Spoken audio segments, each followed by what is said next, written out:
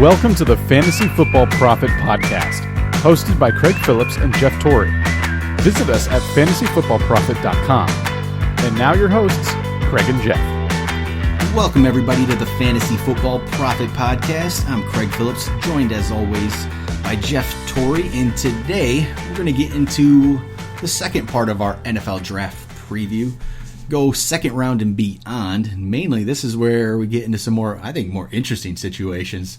Players that you can probably get for cheap that are kind of under the radar right now. This is where you got Jordan Howard last year. We talk about him all the time, but this is where you get these kind of players that no one really might not know about right now. But there's some guys who are definitely in some good situations, I think, out there that we can definitely target. Definitely in dynasty leagues, but shoot, even in redraft leagues, you can get some guys for $1 and they become some star after a couple weeks, and you got a guy in a keeper league for nothing, maybe. These are the kind of situations to get there. But before we get into that, make sure to follow us on Twitter at the FF Prophet. Check us out at fantasyfootballprophet.com, or send us an email if you have any questions at fantasyfootballprophet@gmail.com. And as we went over last episode, we've started up a little review contest here. We want to try to generate some more reviews on iTunes, as that's pretty much the best place to get noticed. And the more reviews, the higher we get up on the rankings, the more people can find out about us, more people listen to us. So that's always what we're looking for. So what we're doing is, starting for this season, we're actually going to be doing some custom podcasts for different leagues. We'll have a limited number that we'll have out there. We don't actually have the exact number yet. We just want to make sure we don't go overboard and, have some podcasts that we're not proud of. So we're going to make sure we do, a good amount and provide some good content for everybody. There's some more on our website if you want to check that out at fantasyfootballprophet.com. We have a whole custom podcast section. You can get a little more info there. But for the review contest, basically what we're looking for, write us a review on iTunes, or if you don't use iTunes, you can write reviews on Stitcher or wherever you can write a review. All you got to do, though, just send us an email at fantasyfootballprophet@gmail.com. Show us where you wrote the review. Let us know what your username was, and we will enter you into the contest. So we'll pick a winner on August 1st, and whoever wins will get their league's podcast for free.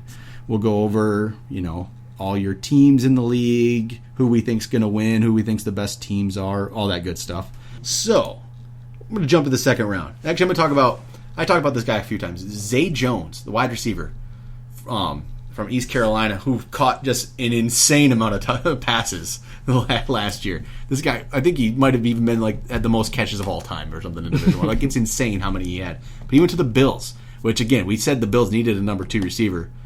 So now you throw Zay Jones out there with hopefully a healthy Sammy Watkins, and it could be solid. But Zay Jones, I think, is going to be a good PPR guy. I could see him being like a Jarvis Landry type from a couple of years ago, where he's just going to catch a bunch of passes, not necessarily going to, I don't know if he's going to pick up a lot of yards, maybe not a lot of touchdowns, but he could be a guy who is productive, and you could throw him in on bye weeks, get you a couple points. He's going to be, I think, very solid. Yeah, and I really like the pick because of the position, and he's going to come in with a chip on his shoulder. He obviously knows how to get the job done, so I really do like that one too. And what I like about it is he's not going to be overhyped. He's actually going to be a true sleeper. Oh yeah. So I like that one a lot. And let's be honest, Watkins has a hard time staying on the field. Yeah, so he does. Even if he's not number 2, he's probably going to get a lot of playing time. Yeah, and I think he's going to get a lot of catches. He was that kind of guy, and to be drafted still at the top of the second, that's still could be a very productive player. He's going to, again, I might throw $1 on him in an auction and pick him up and just see what happens. I don't know if he'll be drafted in all leagues, but I wouldn't hesitate to pick him up for little money and just see what he does. I like the pick, and I think that could help Tyrod Taylor a little bit. Finally has somebody else to throw the ball to. He needs somebody out there, and hopefully Watkins stays healthy. That changes everything. So other players out here, might as well just keep going on the list. Curtis Samuel from Ohio State. Wide receiver, I guess. He also played running back. He's another interesting player like that. He went to the Panthers. So it's good. The Panthers needed another guy. Thing is, I'm not... I don't really... Curtis Samuel, I'm not... Yeah, you're about to find out I'm a Panther hater at the moment. And I'm not a big Curtis Samuel fan. See, Samuel is that wide receiver and played some running back, and they got McCaffrey the same. I don't know if they're going to know how to use these guys the right way. Yeah, I just don't know. I couldn't tell you. I'm not a big. He won't be on any of my teams. He's a sleeper, so if someone knows something I don't. I'll be honest, I just wasn't a big fan. Maybe it's because I'm a Michigan fan and the Ohio State hate it. Maybe. I'm not saying for sure. I don't think that's what's happening, but maybe it is. But I wasn't a big fan of his. I don't really know what he's going to do. Obviously, the guy's very athletic. He's a great NFL. He could be a great player. I just don't know if he's going to be put in a situation where he's going to be able to get the numbers. I mean, look at some other players we've seen before that can do all these kind of things, like Tavon Austin. He's just never been used right with the Rams. Are they going to use this kind of guy right? Are they going to put him in the right situations? I just don't know if these guys ever get enough work. Like Tyreek Hill did for the Chiefs. The Chiefs use somebody like this the right way who can play numerous positions and things, but it seems more than not that they don't get used right. Or not enough to have enough fantasy value. And that's the thing. Yeah, exactly. And that's fantasy value. He probably will help the team because they need a lot of help on offense. Yep. But for fantasy value, especially his rookie year, I don't see a whole lot. I'm not terribly interested in looking at him. Obviously, in a dynasty league, he's a guy you're going to pick in like the third round. Maybe somebody might give him a second. Throw him on your team. Everybody basically, pretty much all these skill position players get picked in a rookie dynasty league. You kind of wait and see, right? Yep. Another guy right after him. This is a lot more interesting. Dalvin Cook. Yeah, Dalvin Cook fell farther than I thought he was going to the Vikings here. Which is, if they hadn't have gotten Latavius Murray, right now I'd be like, wow, this is amazing. Dalvin Cook would just be jumping up the board right now. But he's going to be splitting time with Murray right now. But Murray, I don't think Murray's not going to be now this every down back. It's going to be like Murray was in Oakland almost, with these other guys coming in. Cook's going to get playing time. He's not going to be... Yeah, I actually think it might be worse than Oakland. Yeah, it's possible. Murray still put up good numbers. I would have no problem if it was that same situation. Yep. Personally, I like Dalvin Cook more than I like Murray as a runner. Yeah, I've never been a big Murray fan. No, he's a big back that does pretty well, and he's always going to be the workhorse because of his body type compared to the other ones around him. Dalvin Cook could steal a whole lot of work from him. Well, he was really productive at Florida State. He didn't have a great combine. There's some questions about off-field issues. You hear that. You don't really, what really is it? But if you actually just look at the tape and how he played, this guy was just ridiculously good. He should have been a top 15 pick, just based off how good he was. Obviously now there's these other questions, but he could be really great. In Dynasty-wise, he needs to be, he's definitely first round in Dynasty, I feel like.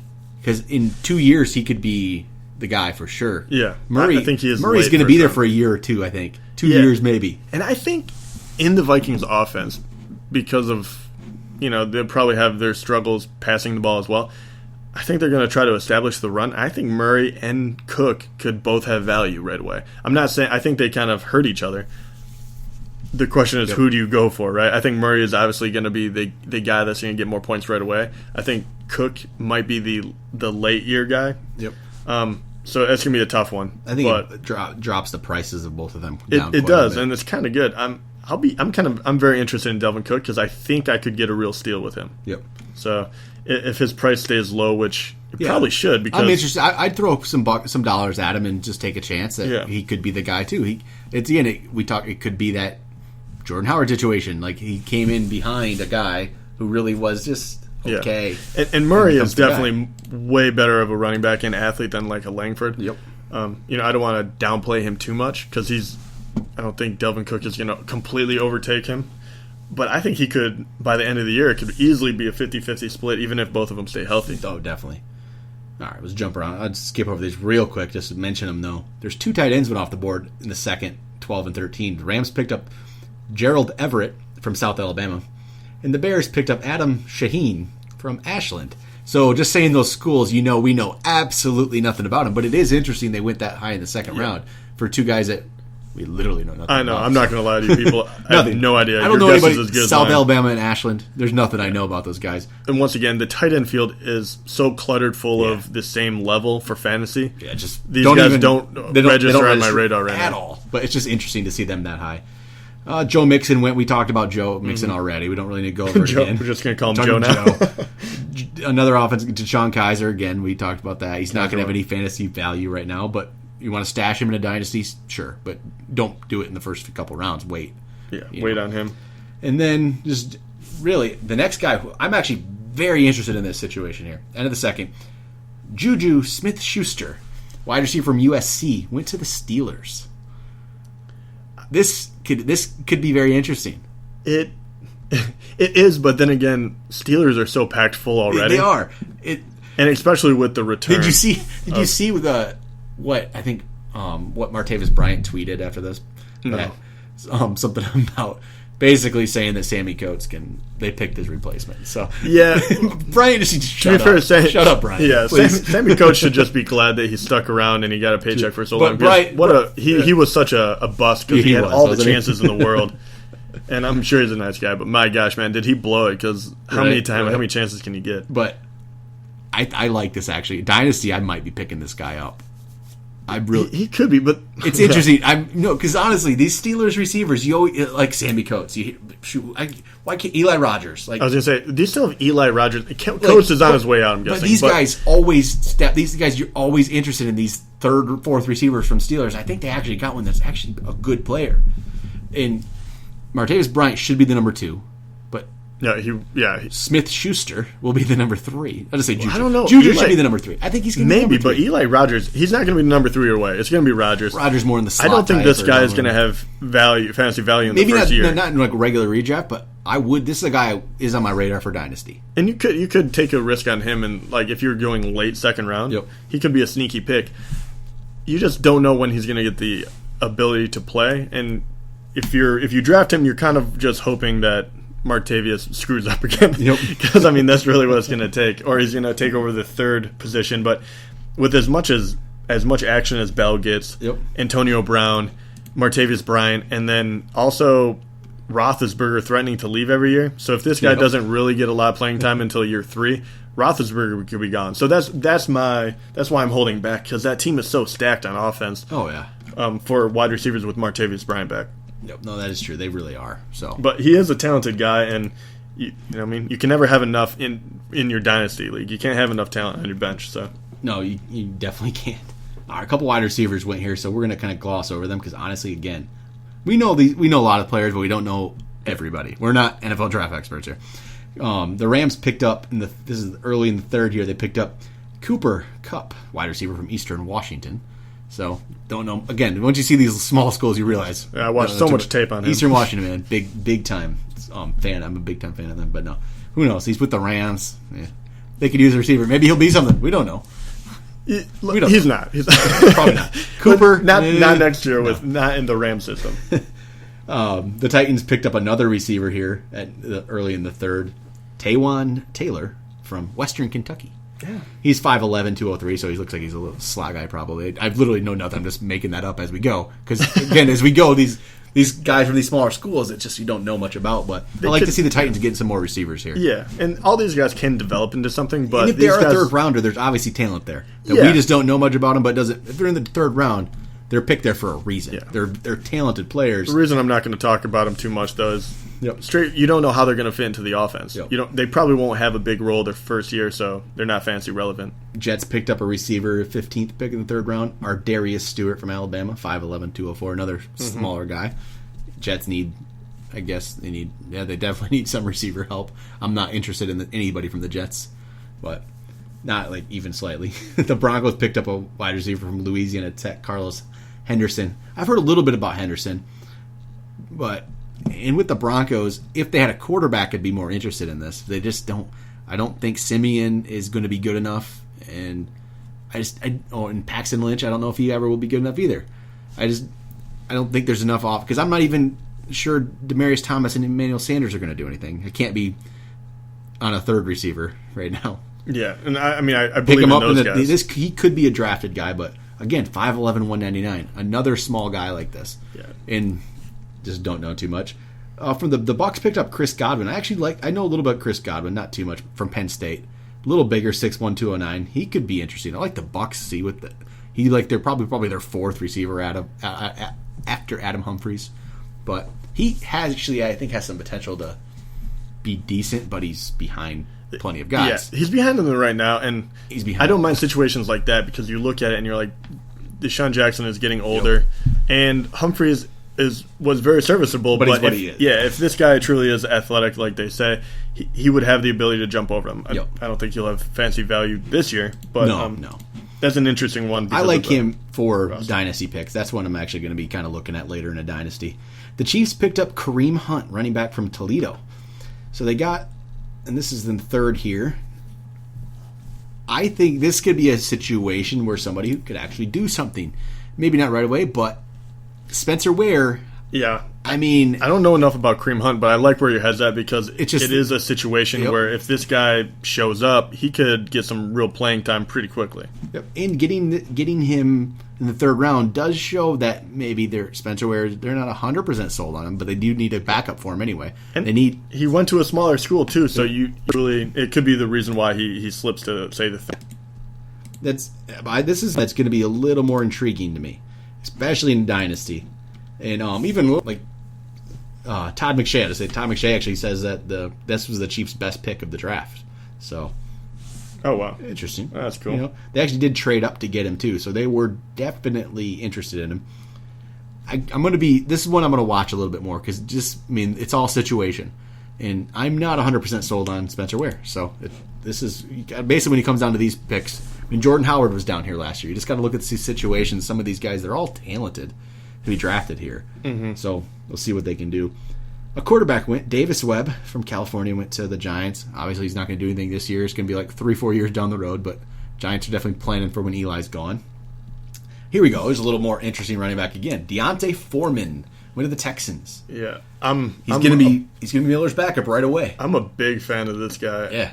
As soon as I saw he went to the Texans, and I realized the only guy he has to beat out is Miller. And he was extremely productive at Texas. And I can't believe he went in round 3 because this guy is huge back that actually has speed, and he dominated in college. Yes, he was a Doak Walker winner, yep. And he slips all the way to the third round on a team that is already very, very good. And it's one injury away from, I think, him being a stud. Yeah, because I think right away they can use him in goal line situations. He is. I have to look up how exactly. 6 foot, 233 pounds.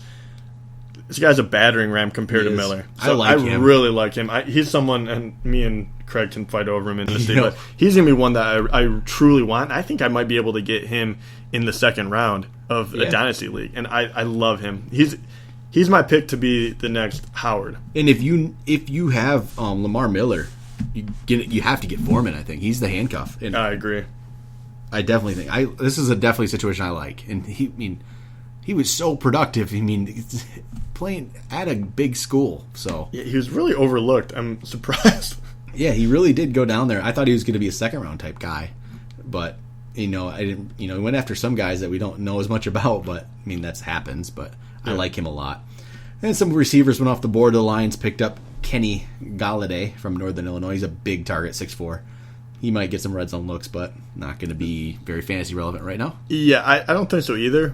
But with the Lions, especially with how many people have disappointed, there is going to be a little of wiggle room if this kid actually comes out and shows up because he is very, very tall.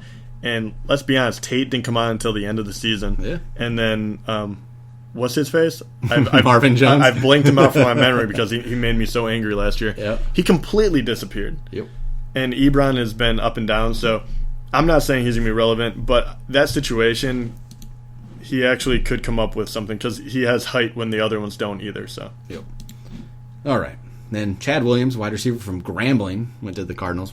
We don't know much about him, but I wish I knew. Do need another receiver. I wish I knew more about this kid because that's an interesting situation though. With that offense, needed another receiver at this point, so I'm going to watch that one a little bit.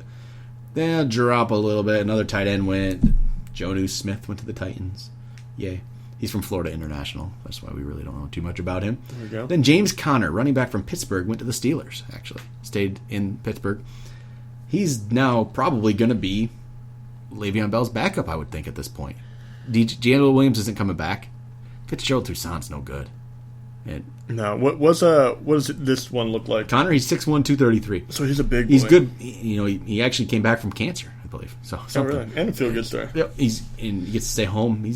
I like him, but obviously he's behind Bell. He's not going to ever be the guy at this point, but he's the backup now. Yeah, most likely. He's you the saw guy. William. The thing about him is he's going to be a handcuff. He truly is the number 2, and you have Bell. You have to get him. So you're going to want to look into this kid a lot. Yep, I like that pick.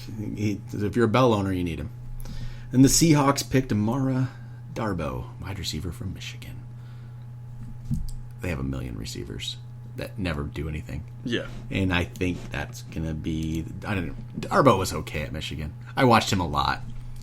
He's no game changer type. He's a good receiver. But, I mean, how many of those kind of guys do they have at Seattle? We always think they're going to do something. They have a million guys. So exactly. I mean, you still have a couple guys that have a lot more talent and speed that are still waiting in the wings. Jaguars went and picked D.D. Westbrook, wide receiver from Oklahoma, who has definitely had a lot of off-the-field issues, and people were kind of disappointed in this pick, even probably more than Mixon. What's up with Oklahoma and off-the-field issues guys here? I don't know what Stoops is doing over there.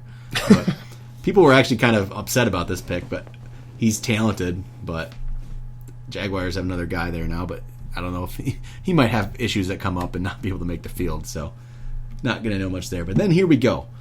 It's already the fourth round, but there's a guy I'm actually extremely excited about and going to be looking to get. Samaje Perine, another Oklahoma guy, running back, went to the Redskins. And the reason I'm excited about this, I really don't think Rob Kelly is this amazing running back. Another running back that can be... I think he could be in this... If you would have put these two up against each other last year in the draft, like, Kelly wasn't drafted. Perine is more talented of a back, I really believe. I could definitely see a situation where he becomes the starter. This could be the Jordan Howard situation. Yeah, that's a great. This is what we keep looking for, but yeah. This is my pick for that. If I had to pick one guy right now that I think even more than I think Mixon or those kind of guys, it's this right here. He's 5'11", 233. Another one of those type. Right. I like this a lot, and because I'm not sold on Rob Kelly. No, and a lot of people aren't sold on Rob Kelly. Well, even if you do think Rob Kelly is the guy, I mean, do you really think he's an every down back? No. And I assume you're going to say no. There's definitely room for a two-headed beast in Washington. Have they given up completely on every other running back there? It sounds like they've given up on Matt Jones. They're trying to shop him, but no one wants him. Exactly. So I think whoever turns out to be that guy, and it looks like it's going to be him, is going to get some early playing time right away. So I think you're right. I don't know how good this guy is. I haven't watched him. He's good. He was good at Oklahoma. Obviously played with Nixon, and so I mean didn't get all the work, but he's a good back. And this, if there's a situation where a guy becomes a starter, this is what I think it's going to be right here. I will definitely be targeting him in dynasties, probably second round. I mean, if I can get him where I am, definitely with second round. I don't even think I can get him. I honestly think he's going to be hyped up a little bit, and I think he's going to look better than Kelly in preseason. I really do. This is my pick for a late round running back that's going to come out this year. This is where it is right here. I like it. We'll go through some of the list here. Rams picked up another receiver, Josh Reynolds from Texas A&M. The Eagles picked up Mac Hollins from North Carolina, so just a couple more of those guys. Then the Bears picked up a backup for Jordan Howard and Tariq Cohen from North Carolina A&T. 5'6", 179. Small little guy. Yeah, wow. He's definitely a small guy. He was definitely productive, but he played at North Carolina A&T. So, I mean, can't really even look at numbers with him. Yeah. We'll see in the preseason and everything like that. But there's been plenty of smaller backs that have been very productive. So, 49ers picked up Joe Williams, running back from Utah. So maybe he's Hyde's backup, but he's going to fight with Hightower and DeJuan Harris and whatever. There's a million guys there. So that's not one I'm very excited about. The Bengals got a receiver, another one, Josh Malone from Tennessee again. Once you get down here, there's not much. But the Eagles, Donnell Pumphrey from San Diego State. He's, I believe, if I'm right, he is the all-time leading rusher in Division I football. He set the record last year. He played for San Diego State, so yeah. But the Eagles' running back situation isn't great. If they're releasing Matthews, I mean, how good is Wendell Smallwood? Do you really expect a lot from him? No. Right? No, and that's a situation where there's a slot to be filled. There is. And, I mean, you can say whatever you want about going to a small school, but if you're productive, you're productive. And you've seen it year on year and year. Every time a a back that comes out of one of those smaller schools or that wasn't talked about a ton. And, I mean, you can go, was it Forte was Tulane, I think? Yep. And, I mean, obviously, David Johnson was kind of one of those guys. And, I mean, yeah, definitely. These kind of guys can be good. You really don't know. He's been productive. So now you have to just decide if it was situation in small school or if he can really do it. But same thing. You got to look at the situation of this. I mean, he doesn't have a whole lot of people to overcome. No, that's where this is a more interesting one because the situation could be there for him. If he can play, he's going to have a chance to. So I'm going to look a little closer at him and what's going to happen here. Another one that I'm actually going to be very interested in is Jamal Williams from BYU. Went to the Packers. One of the 3 running backs the Packers picked, but he's the first one. So he's probably the one they like a little more.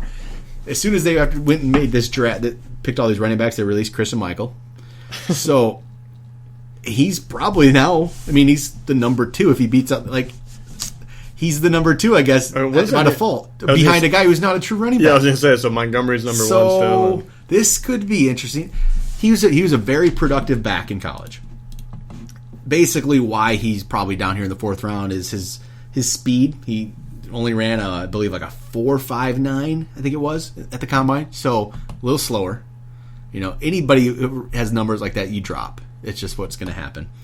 So his numbers weren't great, but last year at BYU, he ran for 1,300 yards, 5.9 yards per carry, scored 12 touchdowns. So he's productive. BYU does play some decent teams. I mean, they're not obviously playing all great defenses every week, but he was productive. He's just, obviously, he's a productive player who has, you know, doesn't look as athletic. He already ran for 3,900 yards over his career, so he's a productive guy. And he's behind him. Ty Montgomery's not a running back, truly. Like, he was good last year for the most part, but he's not an every down guy at running back. He can't take, there's no way Montgomery can run the ball 20 times a game. I don't see that happening. Maybe the Packers don't need anybody to do that. But if Montgomery goes down with an injury, all of a sudden Williams is there. And he's in a productive offense. So it's one I'm going to definitely be interested in. Yeah, I get a little scared on this one because someone is going to have fantasy relevance because they're going to use one of those rookies. They're just, They almost have to. They have to. My question is, I don't really know which one it's going to be, and I think it's going to be decided after preseason, so you're not going to have enough time to really figure it out. And you don't, like, he's just the first one off the board, so as of right now, everyone thinks he's the guy. But, yeah, who knows the difference between 4th and 5th round at this point? Like, is it really going to be that big of a difference? So I'm not sure. Yeah, I really don't know. I mean, in each one of these guys that they picked, you know, there's something about them, and they differ in size and big playability, and some of them were a little more, you know, got a little injured a little more than the others ones did. So I almost feel like they just said, hey, we know we need running backs, we're going to load up. See which one's the best. Exactly. We're going to figure out which one's the best, and we're probably keeping 2 out of the 3. This is a situation to watch. And if your dynasty draft is after, like, these start to, you know, sort out a little bit, get one of these guys in a later round. Because it could be a very good situation. I mean, they obviously just decided Michael's worthless now. And still, I like Ty Montgomery, but he's not a true every down running back. So this could be a very, you know, interesting pick. And Starks isn't around anymore either. So I mean, yeah, this is one of these rookies has to just realize he got put in the greatest situation of all time. All right, let's move on from that. JuJu Smith-Schuster, another Michigan receiver, went to the Chiefs. Again, he's okay. Not gonna expect much from him. Then there's another more interesting pick. Wayne Gallman from Clemson, the running back, went to the Giants. And Giants, I believe, Jennings isn't around anymore. It's Paul Perkins, basically, team. And I'm not sold on Paul Perkins at all. I'm not either. I think they finally came out and said that is pretty much he's the guy. He's the guy by default. Yeah, exactly. Really. And I don't really nothing I've seen makes me believe that he is going to be the future running back of that team. Gallman, he's been productive at Clemson. He's ran for about 5 yards per carry and got a bunch of touchdowns every year. Last year he had 17. The year before he had 13. But he played with a good offense, with a good quarterback. You know, he's going to probably put good numbers up, but he was good. I mean, he's no worse than he's probably even more productive than Perkins, better coming out of school than Perkins. I don't even know where Perkins was drafted last year. He wasn't in the first round, definitely, but Gallman has a shot. It's another situation where if he comes into camp and he's clearly the better guy, Perkins hasn't built up anything where he's going to automatically be the starter. So this is a situation where he can just jump in there. And we keep bringing up Jordan Howard, but that is what that situation is. I mean, Langford was good the year before, but he wasn't the sure thing guy. Yeah, and it happens every year. And he's just the most recent one. Yeah, and he was a 4th round pick last year too, I think. Yeah, and that's the crazy part is a lot of these running backs, because there's not as much of an emphasis on anymore.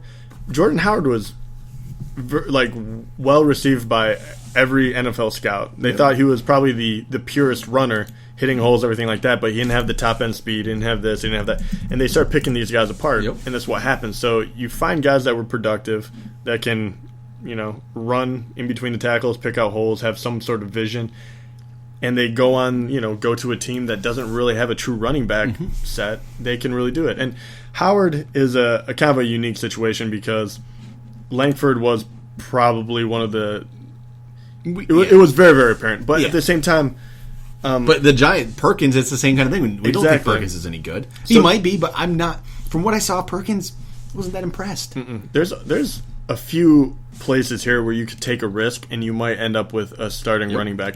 Usually they don't happen as quick as Howard did, but especially in dynasty leagues or at the end of the year, if you're looking for keepers or anything like that, these are the guys you're going to be going after because I tell you, it's more about the playing time they can get than the overall, I don't want to say talent because that's not the correct word, but talent really. Yep. Because, you could be as talented as they come, say, a Kamara that everyone, lost their mind over, and then you get put in a terrible situation where there's just no possible way you can overcome Ingram and AP. You could be a lesser talent, and all you have to do is overcome Perkins, and that's who we're looking for. Yep. All right, another running back, actually, just a couple picks later, that I think is in a good spot. It's Marlon Mack. He's from South Florida, running back. He went to the Colts. Colts don't have a true backup to Gore. They've tried other guys. Josh Ferguson last year. I can't remember. There's been other guys. Robert Turbin. No one has obviously showed themselves as the true number 2. And Gore can't do this forever. No, but this does make me, because they didn't get a primetime guy, it does make me believe that Gore's still the guy. Gore's still the guy. So you can pick up Gore for real cheap and enjoy a half year laughing your butt off by as many points as he gets you for not doing anything. But Mack, again, another productive guy. He ran 3 years straight. He's run for over 1,000 yards in college. His yards per carry went 5.2, 6.6, 6.8. Damn. He obviously plays for South Florida. It's still 6.8 is ridiculous. Last year he only had 174 carries last year, but 1187 yards, 6.8 yards per carry with 15 touchdowns. Is this guy a big guy or small guy? I love how I'm learning about him now. Yeah, Mac, he's 5'11", 213. So all right, he's a mid-level guy. Yeah. This is another interesting one though. Not because of the team they go to. I have to go back and actually look up all these guys that could potentially have played. That's a player where you kind of just need to look at it a little bit, and he could be something. He's a dynasty pick for sure, and even in a regular draft, he's the only guy there, and and Gore is very. I would say because Turbin isn't gonna. No, we know he's those not guys, gonna be the guy. We know those guys aren't it. So that's probably on my list of that's probably it for guys that I think could actually do something. This is basically the end of the fourth, and that's kind of what it is. Once you get past the fourth, I'll just kind of go real quick. Buck picked Jeremy McNichols, a running back from Boise State. So the Bucks, we talked about the running back situation. We do think they're still fine with Martin, but if something does go wrong with Martin and he doesn't, he's suspended for a couple games. Maybe, who knows? Look at McNichols. Watch. Remember that name. It's still going to be Rodgers after that, but then maybe he steps in. Falcons picked up a running back in Brian Hill from Wyoming, but they have too many guys. So once you get past that, it's just a lot of people taking chances at players. So the Cardinals picked up a running back who's, again, probably not going to do much, but who could be the backup for David Johnson. So he could end up having handcuff, Then Packers, the next running back they picked up was Aaron Jones from UTEP. That was their 5th round guy at the end of the 5th. So that's pretty much it, though. After that, there could be somebody that breaks out in the 6th and 7th, but they're not as once you get really past like the fourth, that's where it kind of breaks down, and then you're really just taking a chance. The other position, and once again, it's a tight end, so I don't think he's going to have any value this first year. Yep. But a guy, though I hate the team, but Jake Butt, he went to the Broncos, and the guy is a throwback because he can block, and he does really well when he catches. He's kind of deceptive. I watched the guy, and he's very, very good talent. The problem was he got injured right at the end, so he dropped a ton of spots. He's a good dynasty pick, that is for sure. Yeah, and I truly thought he fell to a good team being the Broncos. So dynasty, keep him on your radar, especially if you start hearing stuff about him in preseason. But in redraft leagues, he's probably not going to be on your radar. No, and that's pretty much. Yeah. Well, actually, one last guy who got drafted here. The Packers picked up a receiver. I don't even know how to say the guy's first name. Maliki. I don't know. Dude, they have so Dupree? many receivers. He was from LSU, and the only reason I bring him up is because I know he was a 5-star recruit out of high school. Which a lot of times those guys do have talent. LSU just didn't. Their offense with Les Miles, they weren't great. Like they just never threw the ball well. They never had a good quarterback. So maybe this guy. I mean, coming out of high, like a lot of times these 5-star players, these recruiting rankings, they get it right for the most part. Like I saw this thing just earlier today, like 75% of 5 stars for this class or whatever were drafted. So pretty much, if you're a 5-star, you get drafted. You probably have the talent. I wonder if maybe this was a spot where it's a situation, and I wouldn't be talking about him too if he didn't go over to the Packers. It's also the Packers. Yep. A highly talented guy who, I mean, he was that. We thought he was that. Maybe played in a team that really was, it was a Fournette. It was running the ball. They didn't throw the ball. Now he's with the Packers. Could be interesting. Could be. They just have a lot of talent. Yep. And I don't disagree with what you're talking about, especially with 5-star. I mean, the people that were 5 stars, they're usually are the people there's that a are reason. First. It was like Fournette, Mixon, there's a reason they have that 5th star. Yeah. But the problem with Packers is they have just so many wide receiver talent. It's just a name I might kind of. We were talking about Geronimo too. I mean, that guy's gonna be fighting, and he looked great. Yep. So that's just why I might just kind of watch that name. It's interesting. Yep. All right, that's pretty much it. I think for our draft. Yeah, so went through quite a bit of players. I was going to say that's quite. We're going to have to break that down a little more. But definitely will.